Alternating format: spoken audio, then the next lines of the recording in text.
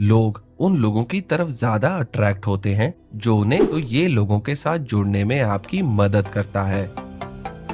Hello brain book army, स्वागत है आपका ब्रेन बुक चैनल में, जहां पर आप देख सकते हैं कंप्लीट बुक समरीज। आज मैं आपके लिए एक FBI एजेंट जैक शेफर और मार्विल कैलिंस की बुक द लाइक स्विच की कंप्लीट बुक समरी लेकर आया हूँ। द लाइक स्विच बुक में उन सभी टूल्स और टेक्निक्स के बारे में बताया गया है जिनकी मदद से आप किसी से भी दोस्ती कर सकते हैं, चाहे आप सेल्स का काम कर रहे हो, किसी डेट पर गए हो या फिर कोई जॉब इंटरव्यू दे रहे हो। इस बुक में उन ट्रिक्स के बारे में भी बताया गया है जिसे FBI सालों से जासूसों और इन्फॉर्मेंट्स यानी मुखबिरों को अपने जाल में फंसाने के लिए इस्तेमाल करती आई है, और जिनकी मदद से आप ये जानेंगे कि कैसे आप किसी को भी इन्फ्लुएंस और अट्रैक्ट कर सकते हैं और कैसे आप लोगों का दिल जीत सकते हैं। साथ ही साथ आप ये भी जानेंगे कि फर्स्ट इम्प्रेशन को बेहतर करने के लिए, रिलेशनशिप को लंबे समय तक बनाए रखने के लिए और दूसरों के बिहेवियर को समझने के लिए कौन सी चीजें जरूरी हैं। दोस्तों,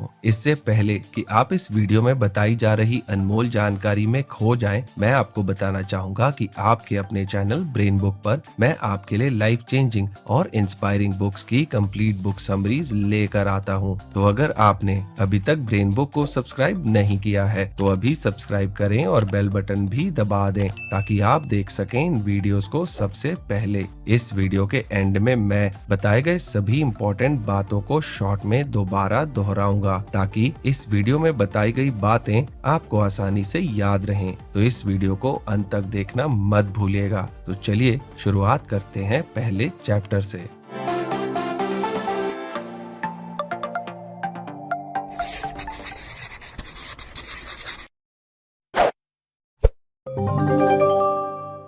चैप्टर 1, द फ्रेंडशिप फॉर्मूला। अगर आप चाहते हैं कि कोई आपको पसंद करे तो इसके लिए आपको क्या करना चाहिए? ज्यादातर लोगों की सलाह शायद ये होगी कि आप जैसे हैं वैसे रहें, लेकिन राइटर इस बात से सहमत नहीं है। उनका कहना है कि सिर्फ जेन्युइन होने के अलावा पसंद करने के लिए और भी काफी कुछ होता है। वो कहते हैं कि फ्रेंडशिप का एक फॉर्मूला होता है और इस फॉर्मूले के 4 हिस्से हैं। पहला प्रॉक्सिमिटी, दूसरा फ्रीक्वेंसी, तीसरा ड्यूरेशन और चौथा इंटेंसिटी। अगर आप चाहते हैं कि कोई आपको पसंद करे तो इसका पहला स्टेप है कि अक्सर उस इंसान के आसपास होना जिसे आप चाहते हैं कि वो आपको पसंद करे। इस स्टेप में प्रॉक्सिमिटी और फ्रीक्वेंसी के फॉर्मूले का एक साथ इस्तेमाल करें। उनके एक दूसरे को पसंद करने के चांसेस बहुत ज्यादा होते हैं, इसलिए जितना ज्यादा हो सके उस इंसान के आसपास रहने की कोशिश करें जिसे आप इम्प्रेस करना चाहते हैं।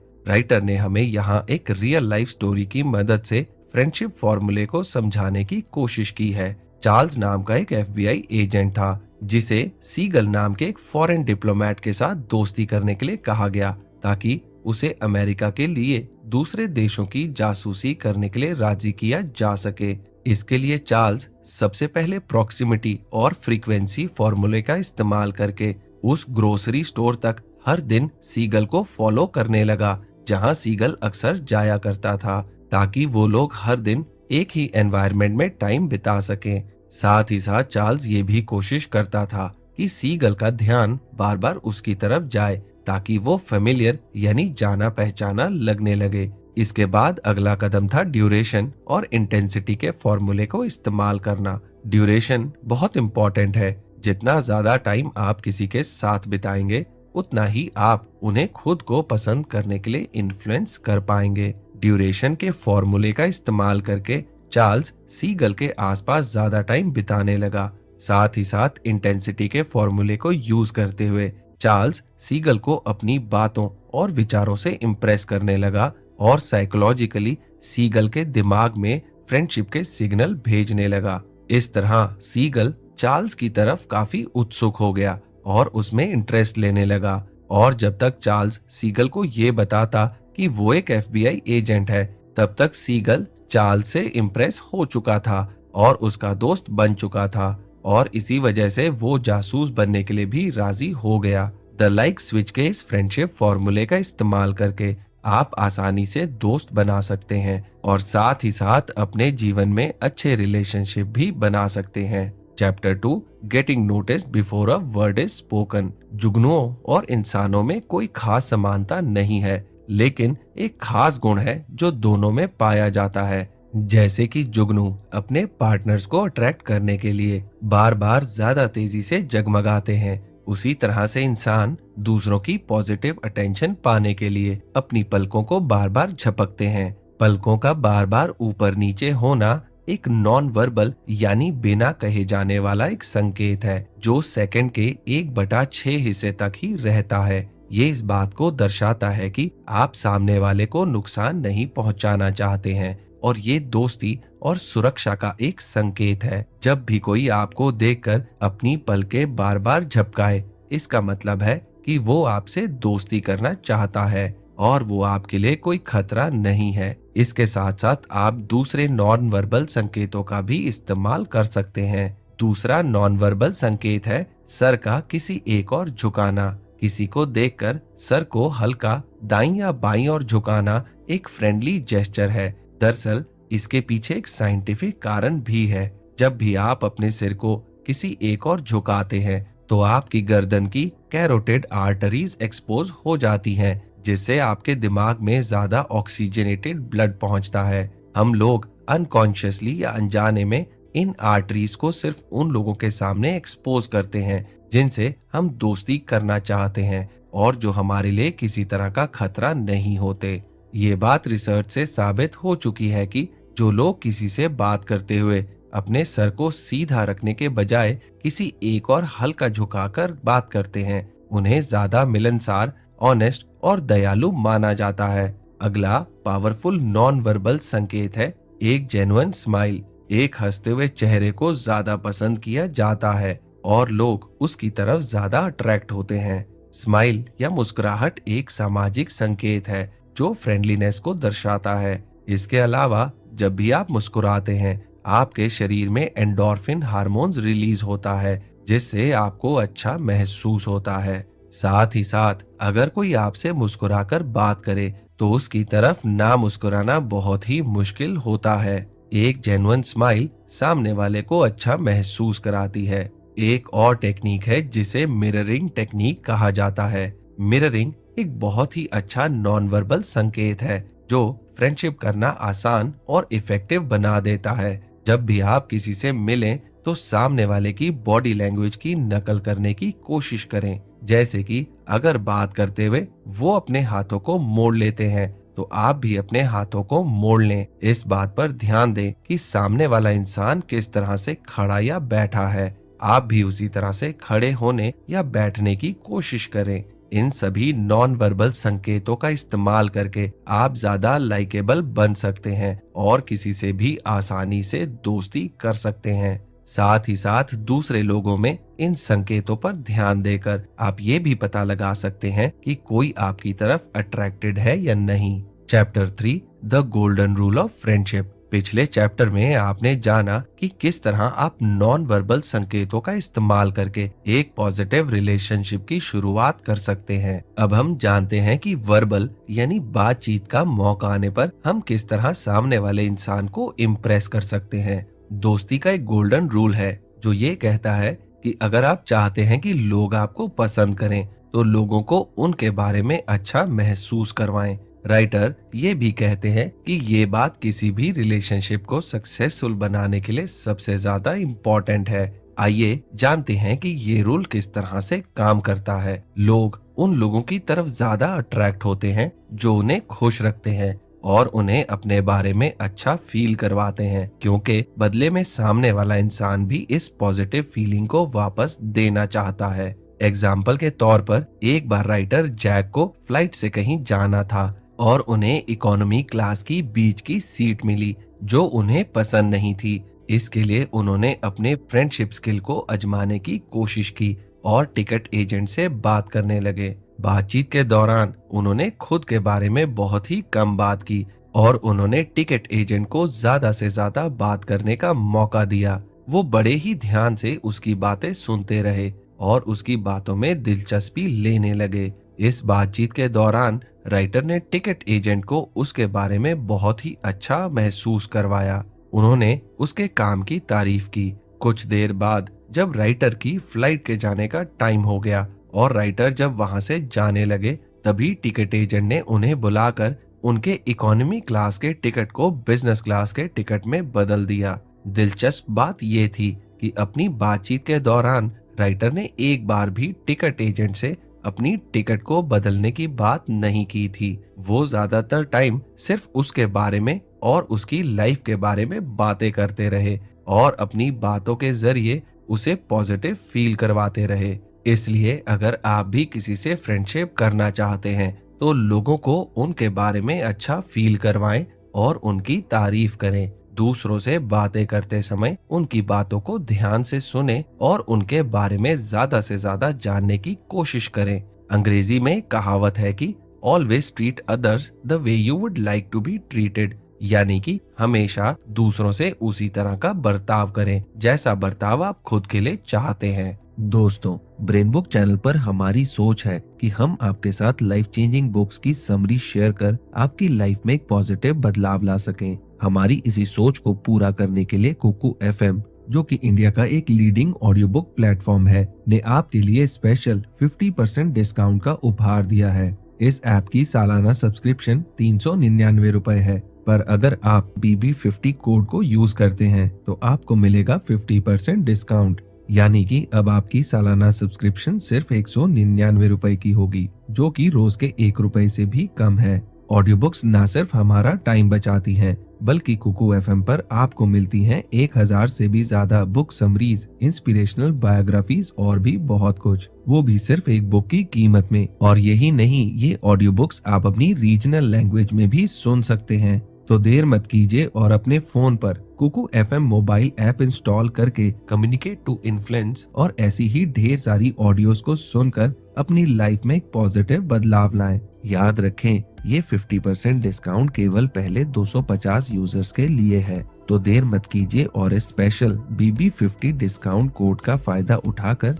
अपनी लाइफ में एक पॉजिटिव बदलाव लाएं। आप डिस्क्रिप्शन में दिए हुए लिंक पर जाकर कुकू एफएम ऐप को डाउनलोड कर सकते हैं। Chapter 4, the law of attraction. Law of attraction कई लॉज को मिलाकर एक गाइडलाइन की तरह काम करता है, जिसे जब आप फॉलो करते हैं तो ये लोगों के साथ जुड़ने में आपकी मदद करता है। इसमें से एक लॉ है द लॉ ऑफ सिमिलैरिटी, जिसके अनुसार जिन लोगों के बिलीव्स और थॉट्स एक जैसे होते हैं वो अक्सर दोस्त बन जाते हैं। ये लॉ इसलिए काम करता है क्योंकि जब दो लोगों के बिलीव्स और थॉट्स एक जैसे होते हैं तो वो एक दूसरे से किसी भी तरह की बात शेयर करने में ज्यादा कंफर्टेबल महसूस करते हैं। लॉ ऑफ सिमिलैरिटी का इस्तेमाल करके आप उन लोगों में सिमिलैरिटी ढूंढ सकते हैं जिनके साथ आप अच्छे रिलेशनशिप बनाना चाहते हैं। जैसे कि अगर सामने वाले इंसान ने किसी स्पोर्ट्स टीम की टी शर्ट पहनी हो तो इस बात की ज्यादा संभावना है कि वो उसकी फेवरेट टीम होगी, इसलिए आप उससे उसकी फेवरेट टीम या स्पोर्ट्स के बारे में बात कर सकते हैं। इससे वो आपसे बात करने में और ज्यादा इंटरेस्ट दिखाएगा। तो अगर जब भी आपको किसी भी तरह की सिमिलैरिटी नजर आए तो ज्यादा से ज्यादा उस चीज से रिलेटेड बातें करें और ऐसे टॉपिक को अवॉइड करें जिसमें सामने वाले का कोई भी इंटरेस्ट ना हो। दूसरा लॉ है लॉ ऑफ क्यूरियोसिटी, जो ये कहता है कि जब आप किसी इंसान में क्यूरियोसिटी यानी उत्सुकता दिखाते हैं तो वो इंसान अपने आप ही आप में इंटरेस्टेड हो जाता है। क्यूरियोसिटी हम इंसानों का एक यूनिवर्सल गुण है, इसलिए ये दूसरों के ध्यान को अट्रैक्ट करने में बहुत ज्यादा इफेक्टिव होता है। जब आप कुछ इस तरह से बिहेव करते हैं जिससे दूसरे लोगों में क्यूरियोसिटी पैदा हो तो इस बात के बहुत ज्यादा चांसेस होते हैं कि वो लोग अपनी क्यूरियोसिटी मिटाने के लिए आपसे बात करना चाहें। इसे क्यूरियोसिटी हुक कहा जाता है। तीसरा लॉ है द लॉ ऑफ रेसिप्रोसिटी, जो ये कहता है कि जब आप किसी को कुछ देते हैं या किसी के लिए कुछ करते हैं तो बदले में सामने वाला इंसान भी आपके लिए कुछ करने की इच्छा रखता है। जैसे कि अगर आप किसी को इम्प्रेस करना चाहते हैं और आप किसी भी तरह से उसकी हेल्प करें या कोई फेवर करें तो अगर सामने वाला इंसान आपको थैंक यू कहे तो जवाब में यू आर वेलकम कहने की जगह उनसे बस इतना कहें कि मैं जानता हूं कि अगर आप मेरी जगह होते तो आप भी मेरे लिए यही करते। इस तरह से आप सामने वाले के दिमाग में रेसिप्रोसिटी की फीलिंग को ट्रिगर कर देते हैं। Chapter 5 speaking the language of friendship. Writer कहते हैं कि अगर आप किसी से दोस्ती करना चाहते हैं तो आपको इन 4 चीजों पर ध्यान देना चाहिए, जिसे शॉर्ट में वो लव कहते हैं, यानी कि लिसन, ऑब्जर्व, वोकलाइज और एम्पथाइज। पहला, लिसन। सबसे पहले आपको दूसरों की बातों को बड़े ही ध्यान से सुनना होगा। जैसे कि अगर आप किसी से कोई बात करते हैं या कोई स्टोरी सुनाते हैं और सामने वाला आपकी बातों पर ध्यान नहीं देता या आधे अधूरे मन से आपकी बातें सुनता है, तो ऐसे में आपको बहुत ही बुरा महसूस होगा। दरअसल जब आप किसी से बात करते हैं तो आप अच्छी तरह से समझ सकते हैं कि सामने वाला इंसान आपकी बातें ध्यान से सुन रहा है या नहीं। इसलिए जब भी कोई आपसे बात करे तो हमेशा उसकी बातों को ध्यान से सुने, उसके साथ आई कांटेक्ट बनाएं और उसे कभी भी बीच में ना टोकें। दूसरा, ऑब्जर्व। सामने वाले इंसान के नॉन वर्बल सिग्नल्स और बॉडी लैंग्वेज को ऑब्जर्व करने की कोशिश करें, जैसे कि पीछे की ओर झुककर बात करना, पैरों को एक दूसरे पर चढ़ा लेना, हाथों को आपस में बांध लेना। ये सभी इस बात का संकेत हैं कि आपकी बातचीत अच्छी नहीं चल रही। जब भी आप ऐसा कुछ होता हुआ महसूस करें तो इसका मतलब है कि शायद आप खुद के बारे में ज्यादा बात कर रहे हैं। इसलिए जब भी ऐसा हो तो तुरंत अपनी बातचीत को एक ऐसे टॉपिक की तरफ मोड़ दें जिसमें सामने वाले इंसान का इंटरेस्ट हो। तीसरा, वोकलाइज। तीसरी चीज ये है कि बातचीत के दौरान हमेशा अपनी आवाज की टोन पर ध्यान दें। कभी भी तेज आवाज में या चीख कर बात ना करें। आपकी आवाज की टोन और स्पीड आपकी बातचीत को और ज्यादा इंटरेस्टिंग या मुश्किल बना सकती है। जैसे कि जब आप धीरे धीरे धीमी गति से बात करते हैं तो ये एक फ्रेंडली जेस्चर को दर्शाती है। वहीं जब आप जोर जोर से और तेजी से बात करते हैं तो ये एक डोमिनेंस जेस्चर को दर्शाती है। चौथा, एम्पथाइज। अंत में दूसरों से बात करते वक्त सामने वाले को ये महसूस होने दें कि आप उनकी बातों को और उनकी बातों के पीछे की फीलिंग्स को समझ सकते हैं। साथ ही साथ बातचीत के दौरान आप लोगों से अपनी बातचीत से रिलेटेड टॉपिक पर भी सवाल करें। इससे आपकी बातचीत और ज्यादा एंगेजिंग हो जाएगी। एम्पैथी फ्रेंडशिप करने का एक बहुत ही पावरफुल टूल है। जब आप एम्पैथी के साथ बात करते हैं तो सामने वाले को ऐसा लगता है कि आप उनकी बातों पर ध्यान दे रहे हैं और ये चीज आपके फ्रेंडशिप को और ज्यादा डेवलप करने में मदद करती है।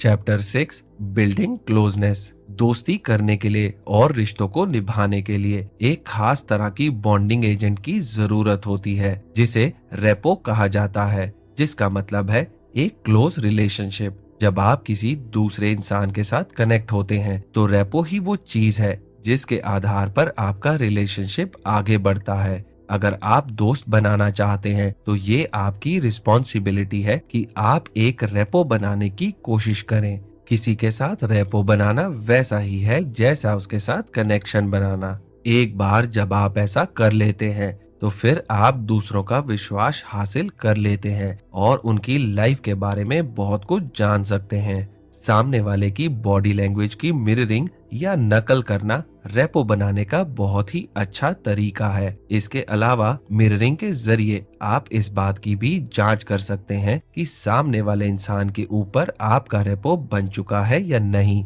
ओपन बॉडी लैंग्वेज और दोस्ताना अंदाज अच्छे तालमेल को दर्शाता है, वहीं उसका उल्टा खराब तालमेल नहीं बल्कि क्लोज पोस्चर और इंटरेस्ट की कमी है। इसी तरह आगे या पीछे झुककर बात करना अच्छे और बुरे रेपो के संकेत है। जब लोग दूसरों के साथ कंफर्टेबल महसूस नहीं करते तो वो अपने बीच एक बैरियर या रुकावट लाने की कोशिश करते हैं, जैसे कि बात करते हुए पैरों को मोड़ लेना, हाथों को बांध लेना, इधर उधर देखना। वहीं जब लोग एक दूसरे के साथ कंफर्टेबल होते हैं तो वो खुलकर ओपन पोस्चर के साथ बात करते हैं। Chapter 6 nurturing and sustaining long term relationships. चाहे कोई रिलेशनशिप लॉन्ग टर्म के लिए हो या फिर शॉर्ट टर्म के लिए, दोनों एक ही तरीके से आगे बढ़ते हैं। राइटर कहते हैं कि एक अच्छे रिलेशनशिप के लिए 4 चीजों की जरूरत होती है, जिसे शॉर्ट में वो केयर कहते हैं, जहां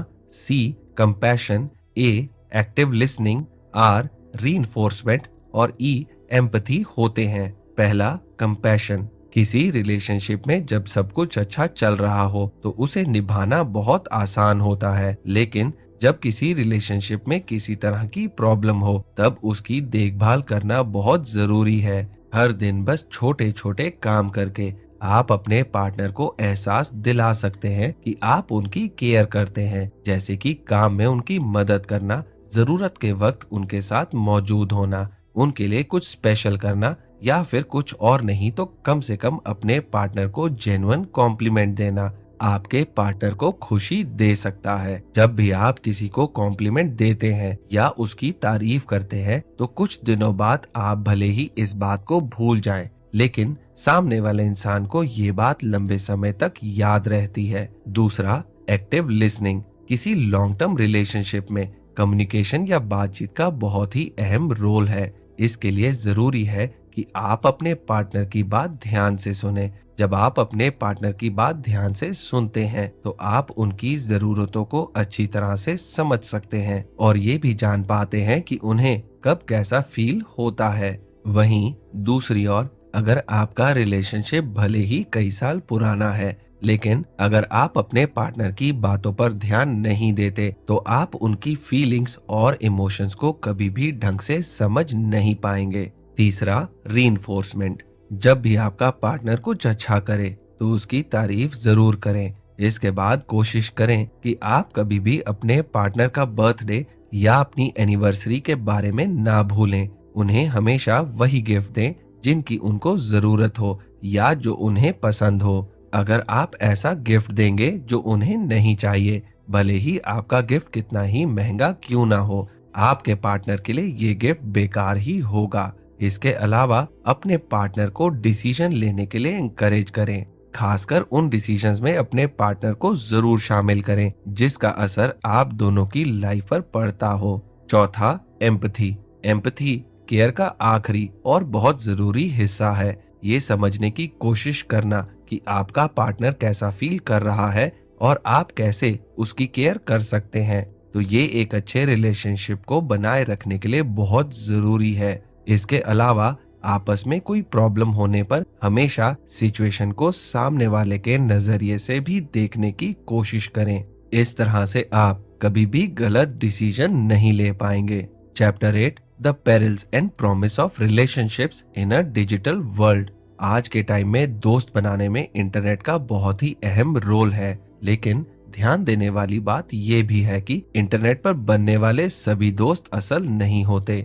एक इंट्रोवर्ट यानी कम बात करने वाले और शर्मीले लोगों के लिए सोशल नेटवर्किंग साइट्स एक वरदान की तरह है, क्योंकि सोशल नेटवर्किंग साइट्स पर वो आसानी से अनजान लोगों से भी बात कर सकते हैं और दोस्ती कर सकते हैं। वहाँ उन्हें किसी के रिजेक्शन का डर नहीं होता और उन्हें सामने वालों की बातों का जवाब देने का टाइम भी मिल जाता है। Law of similarity digital world में बहुत अच्छे से काम करता है। इंटरनेट पर लोगों का ग्रुप होता है जो एक ही टॉपिक या एक ही इंटरेस्ट के लोगों के लिए होता है।